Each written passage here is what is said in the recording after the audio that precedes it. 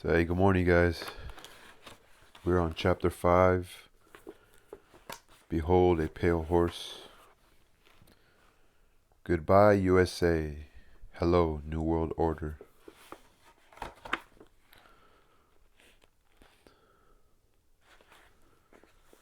So, goodbye, USA. Hello, New World Order. Backbone of hidden government, subversion of the balance of power, the plan to suspend the Constitution and declare martial law. It could probably be shown by facts and figures that there is no distinctly Native American criminal class except Congress. Mark Twain. It could probably be shown by facts and figures that there is no distinctly Native American criminal class except Congress. Mark Twain, 1885. The balance of power. When our forefathers wrote the Constitution of these United States, they provided safeguards against despotism by providing a balance of power. The Constitution was set up to provide clear divisions of legislative, judicial, and executive powers. It was believed that this system would ensure that if one branch got out of hand, the other would act to keep the one in check. This balance of power was predicated upon the assumption that none of the three branches could or would infringe upon the power of the others.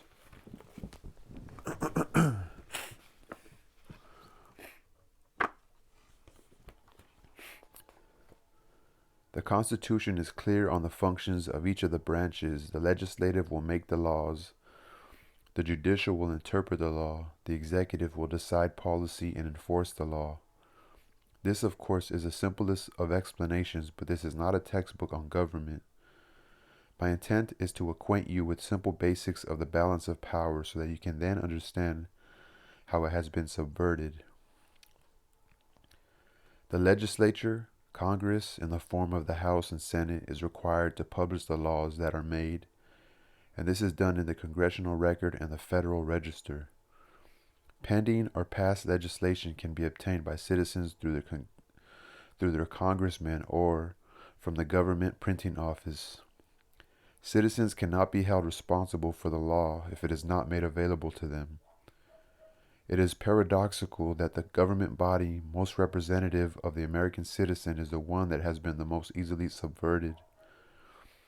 Through PACs, payoffs, pork barrel politics, professional politicians, congressmen who are members of secret societies, and through greed and fear, our representatives and senators quit representing us long ago. Congress has tremendous powers but fails in most cases to exercise even a token amount. How is it that our legislature has allowed and at times encouraged the executive branch to write law? You probably do not know that the president and others in the executive branch of the government can and do write law. This is done in the form of presidential executive orders, National Security Council memos, National Security Decision directives, and National Security directives. NSC memos were broad policy papers in the days after passage of the National Security Act. NSC memos became narrower and more specific over the years, and the name has varied. Under Kennedy, they were called National Security Action Memorandums. President Bush has changed the name to National Security Directives. There was a tremendous difference between presidential executive orders, NSC memos, and National Security Decision Directives. Presidential executive orders are listed in the Federal Register or Presidential Findings, which are made known to the House and Senate Intelligence Committees. The most important difference between the presidential executive orders and all of the others, no matter what they are called, is that the others do not have to be reported, reviewed, made available to anyone, or even acknowledged that they exist. There is no oversight whatsoever that could maintain a check on the legality of these national security directives. The President and others within the executive branch have used these super-secret directives to skirt the balance of power and write law without anyone's knowledge. Justification of the President's power to write law through executive orders stems from the failure of the government to rescind the declaration of martial law during the Civil War. In effect, the United States has been under martial law ever since Lincoln's administration. These NSDs are powerful, hidden, and dangerous tools. They were prolific during the Reagan administration. Over 300 were written, with no more than 50 ever leaking out to undergo public scrutiny. Yet most Americans have never heard of these subversive weapons. They are being used to destroy our Constitution. I believe that everyone should know about this corruption of government. Congress has turned a blind eye to these abuses of executive power. At 3:30 a.m. Saturday, August 4th, 1990, the Senate made it even easier for the executive branch to subvert the Constitution and may have made George Bush the first American king. At that time on that day, a minority of United States senators, maybe 10 at the most, passed Senate Intelligence Authorization Act for fiscal year 1991, SB 2834. This bill will fundamentally change our constitutional system and threatens to destroy the very foundations of our great nation. Since attention has been focused upon the Middle East crisis, the public and most congressmen know absolutely nothing about this bill. The bill was fraudulently introduced as a reform to prevent future incidents of the abuses brought to light during the Iran-Contra scandal. Instead of preventing future abuses, however, it virtually authorizes essentially every abuse. The bill was carefully brought to a vote by Senator Sam Nunn in the dead of the night when the opposition was gone. It effectively transfers most authority over the United States government directly into the hands of George Bush and thus directly into the hands of the secret government. The president, presently George Bush, was given the power to initiate war, appropriate public funds, define foreign policy goals, and decide what is important to our national security. In oversight of intelligence activities, Title V, or no, Title 7, SB 2834 authorizes the following. Gives the president power to initiate covert actions. This has never been before given to the president. Prevents Congress from stopping the president's initiation of covert actions. Allows the president to use any federal departments, agencies, or entities to operate or finance a covert operation. Empowers the president to use any other nation or private contractor or person to fund or operate a covert action. Redefines covert actions as operations necessary to support foreign policy objectives of the United States. A definition that is so vague and broad as to be essentially unlimited, for the first time officially claims the right of the United States to secretly interfere in the internal political, economic, or military affairs of other countries in direct and flagrant violation of international law. Requires that the president prepare and deliver a written finding to the intelligence committees of the Congress, but allows the president to omit extremely sensitive matters and authorizes the president to claim executive privilege if Congress asks too many questions. There are no penalties in the bill for violating any of its provisions, including the provision requiring a finding. Why should there be? This bill has literally handed the power of all the branches of government to the president on a silver platter. President Bush is now truly American King George I. SB 2834 gives Bush the power to use any agency or branch of the government and any appropriated funds from any agency or branch of the government for covert action, even if they were never appropriated for that purpose. The bill effectively prevents any oversights by anyone and allows the executive branch to skirt the law and to escape accountability. This will be done using national security directives. A few examples of past NSD directives that have come to light will help you understand the seriousness of the matter. They will be listed in the following paragraph under the heading of the subject matter of the NSDDs. NSDD 84, Safeguarding National Security Information Secrecy, 31183, Declassified in Full. Subject: this directive drastically expands restrictions on government employees' freedom of speech. Those with access to classified information were required to sign a non-disclosure agreement. Those with access to a special category of classified information were made to agree to pre-publication review of any further writings. The use of polygraphs was authorized. Purpose: prevent disclosure of information that could damage national security. Consequences: the polygraph requirement was rescinded due to congressional opposition. Secrecy: restrictions were imposed on more than 4 million government employees and contractors for more than 50 executive agencies. Many reporters' contacts were shut down. Government employees, unions, and members of Congress sued to protect the rights of whistleblowers, and the Supreme Court recently sent the case back to the district level for review. Author's note: NSDD 84 indicates that John Lear, Robert Lazar, Bruce Maccabee, Stanton Friedman, Clifford Stone, and many others may be active government agents. They were all working in government jobs or for government contractors, and all of them were subject to this executive order. NSDD 84 was not used to silence them, which seems to indicate that they had executive approval in each and every instance. NSDD 17. Deterring Cuban Models, Covert Action in Nicaragua, 11/23/81, classified. Subject: the Central Intelligence Agency was given authority to create the Contras and work with foreign governments as appropriate to undermine the Sandinista government of Nicaragua. Purpose: to stop the flow of arms from Cuban and Nicaraguan sources to the Salvadorian rebels. Consequences: the CIA was given $19 million to assemble and arm a force of 500 Contras to join with 1,000 exiles already being trained by Argentina. Scores of operatives arrived in Honduras. Arms shipments from Miami began. The Contra War was set in motion. NSDD 77. Management of Public Diplomacy Relative to National Security, 1/14/83, declassified in full. Subject: this directive set up several planning groups to conduct public diplomacy activities. It ordered organizational support for foreign governments and private groups to encourage the growth of democratic political institutions and practices. Purposes: to mobilize international and domestic support for our national security objectives. Consequences: created propaganda ministries in the National Security Council, the Senate Department, and the White House that concentrated on, in the words of the NSC staff member in charge of the program, gluing black hats on the Sandinistas and white hats on UNO. The Contras united Nicaraguan opposition.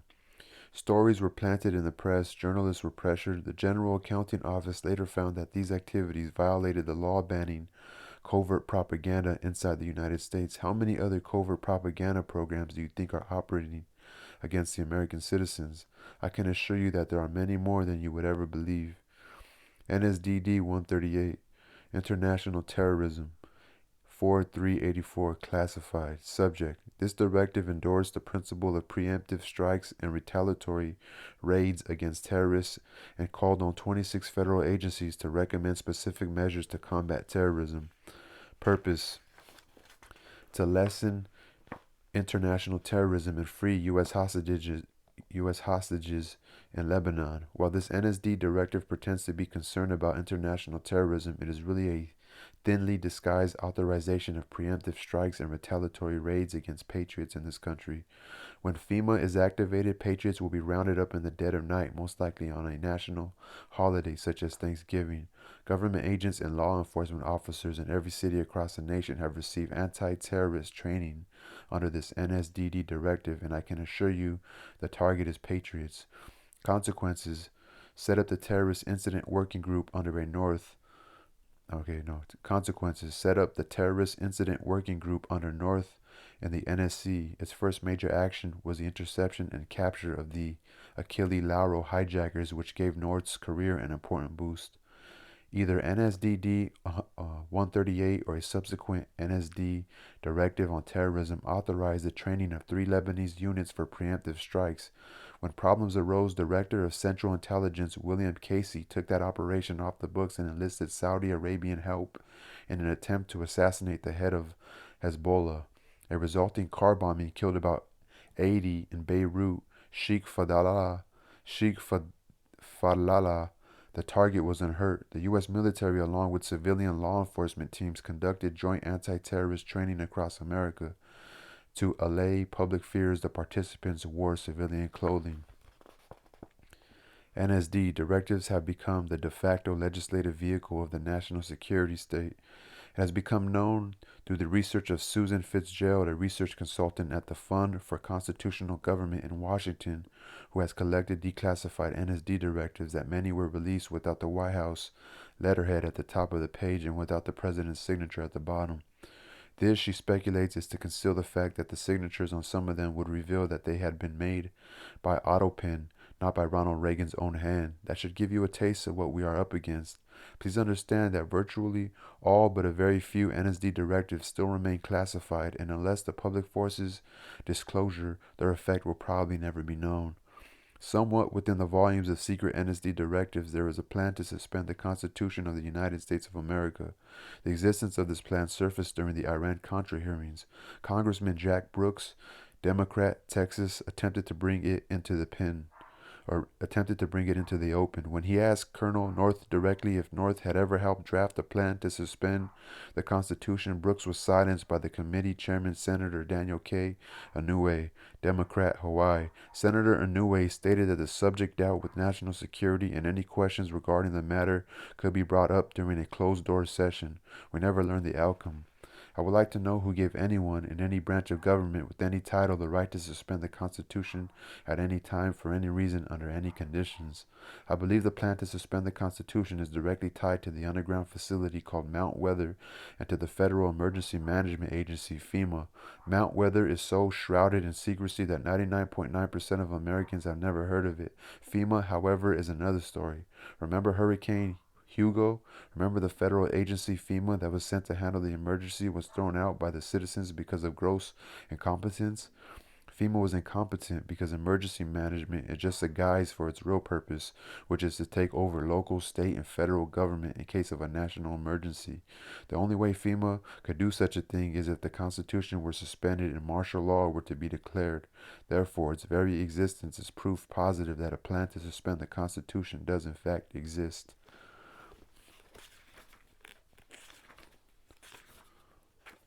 Mount Weather, just outside of a sleepy little town called Bluemont, Virginia, about 46 miles west of Washington, D.C., is an area of wilderness covering what has been called the toughest granite rock in eastern United States. The area is surrounded by signs marked restricted area, and this installation has been declared a restricted area. Unauthorized entry is prohibited. Other signs state all persons and vehicles entering hereon are liable to search. Photographing, making notes, drawings, maps, or graphic representations of this area or its activities is prohibited. Such material found in the possession of unauthorized persons will be confiscated. Internal Security Act of 1950. The installation is beneath a mountain, and its name is the Western Virginia Office of Controlled Conflict Operations. Its nickname is Mount Weather. It was ordered to be built by the Federal Civil Defense Administration, which is now the Federal Preparedness Agency.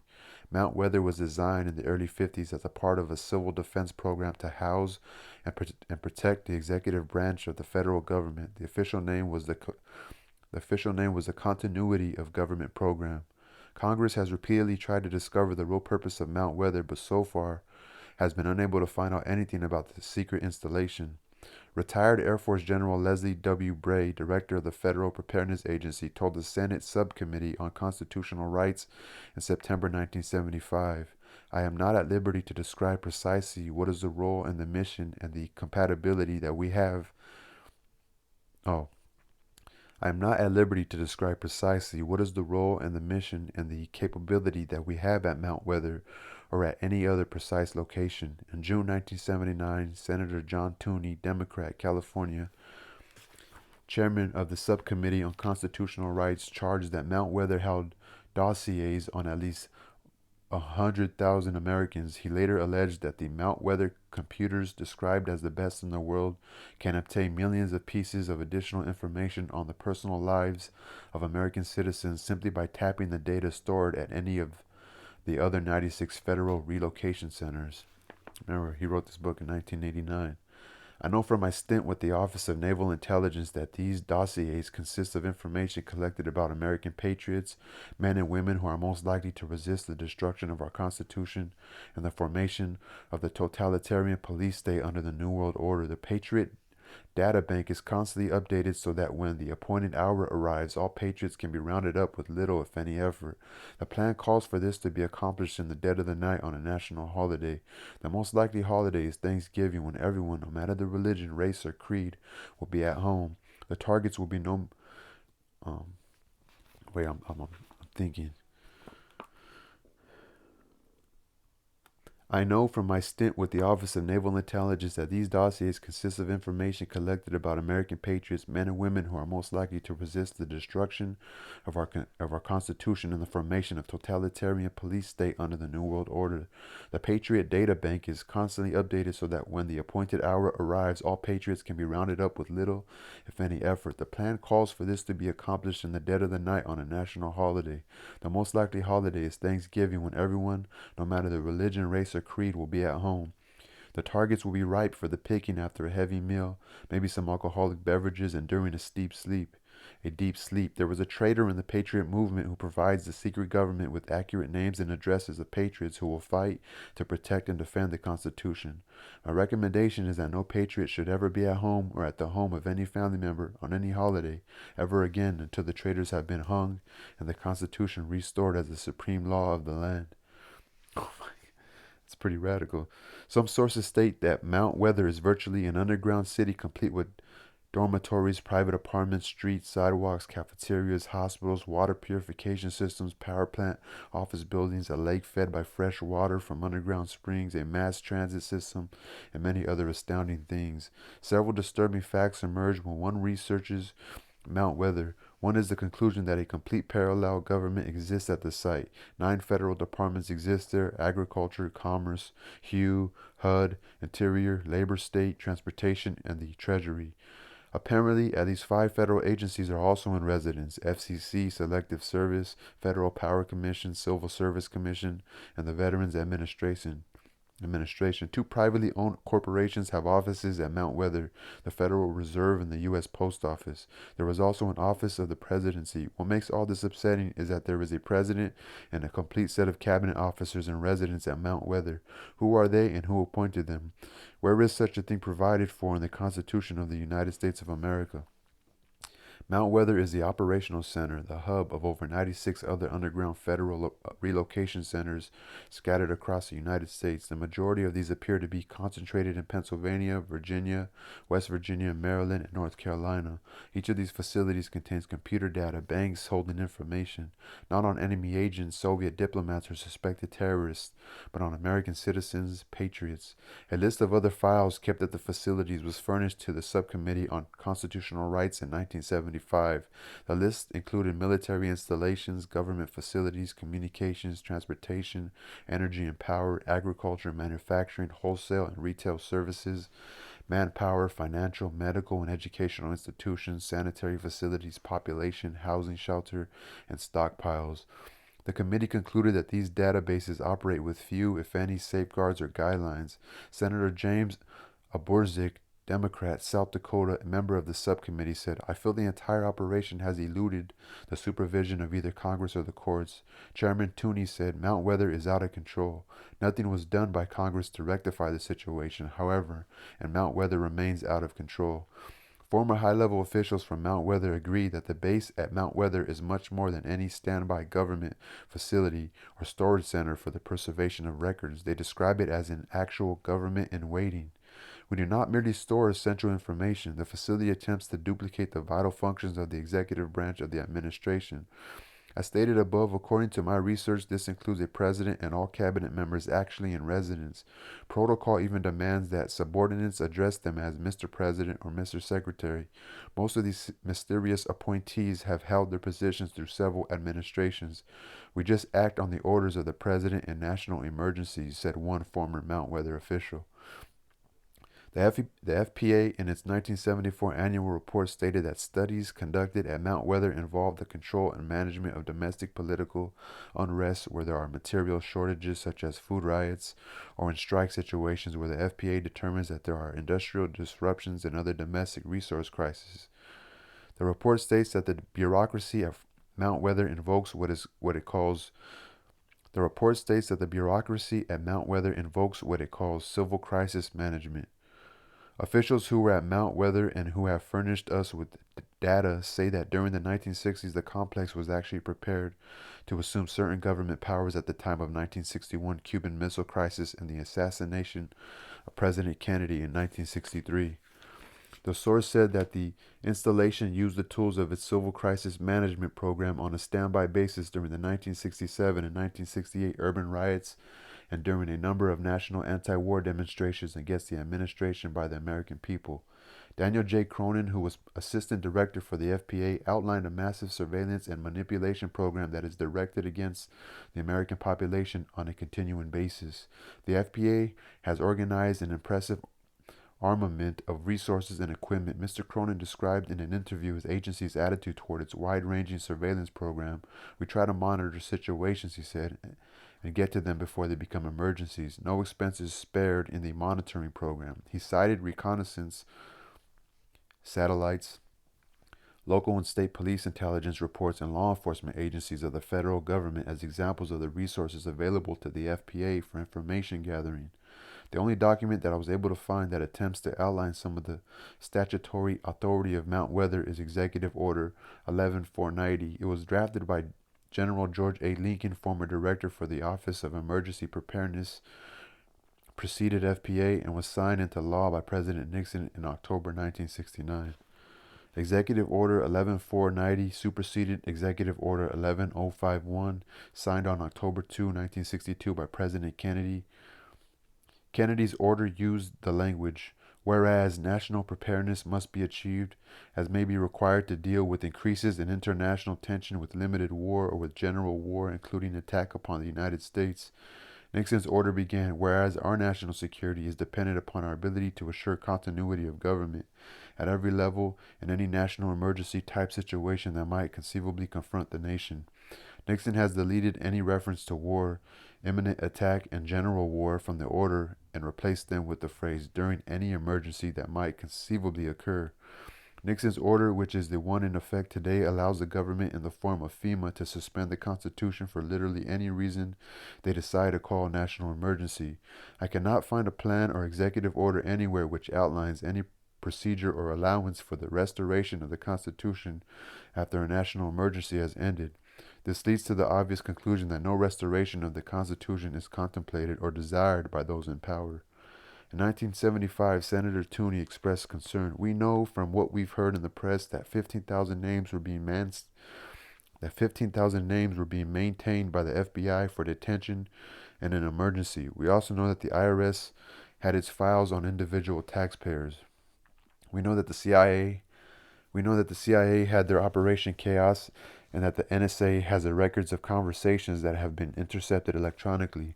My question is this: is there anyone like yourself, General Bray, that is in control of the overall access to this data if it is maintained in a relocation site? And your answer, as I understood it, is no. Tooney continued, General Bay, I must say that I still don't know who's in control of these relocation centers. You say you don't have that knowledge, and still we don't know from the 3 witnesses that we had here today that they had information as to who has control of those centers. I am not at liberty, Bray answered, to describe precisely what is the role and the mission and the capability that we have at Mount Weather or at any other precise location. I firmly believe that our continuity of government program has not provided continuity at all, but has been the instrument for discontinuing open and democratic government, and that the very program designed to protect Americans has actually been turned against us. I am not at liberty, Bray answered, to describe precisely what is the role and the mission and the capability that we have at Mount Weather or at any other precise location. I firmly believe that our continuity of government program has not provided continuity at all. So that was in General Bray stops here. So General Bray says this: I am not at liberty to describe precisely what is the role and the mission and the capability that we have at Mount Weather or at any other precise location. And I think William Cooper, the author of this book, says, I firmly believe that our continuity of government program I firmly believe that our continuity of government program has not provided continuity at all, but has been the instrument for discontinuing open and democratic government, that the very program designed to protect Americans has actually been turned against us. So here's a quote at the end of the chapter. We at the executive level here were active in either OSS, the State Department, or the European Economic Administration. During those times, and without exception, we operated under directions issued by the White House. We are continuing to be guided by just such directives, the substance of which were to the effect that we should make every effort to so alter a life in the United States as to make possible a comfortable merger with the Soviet Union. Wait a minute. We at the executive level here were active in either OSS, the State Department, or the European Economic Administration. During those times, and without exception, we operated under directions issued by the White House. We are continuing to be guided by just such directives, the substance of which were to the effect that we should make every effort to so alter a life in the United States as to make possible a comfortable merger with the Soviet Union. H. Rowan Gaither, president of the Ford Foundation, 1953.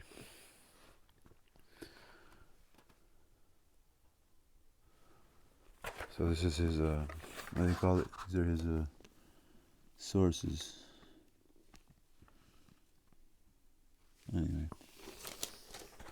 It's the end of chapter 5. Peace.